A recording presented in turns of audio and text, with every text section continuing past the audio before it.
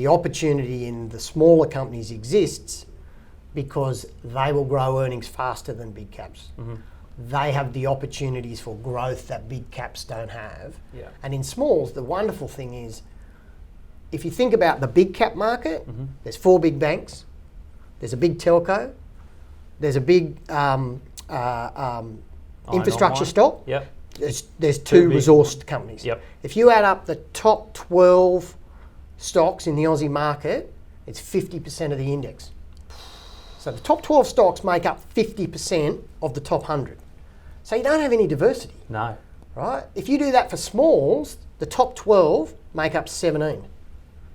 So the opportunity set to have the ability to invest in industries that don't exist in the top end of town.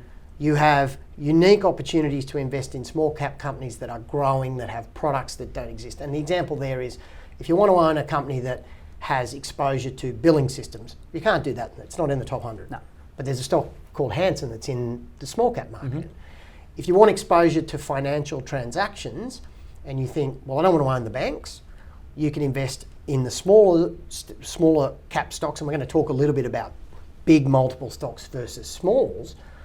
But a really great stock that can invest in the financial services space is, if you think about it, you go, last year, you, me, everyone here in Australia had 335 transactions that were electronic, where you beeped your card.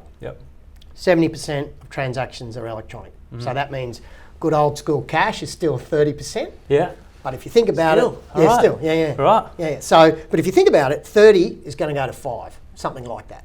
So everyone's going to beep their card more. Everyone's going to do a lot more electronic transactions.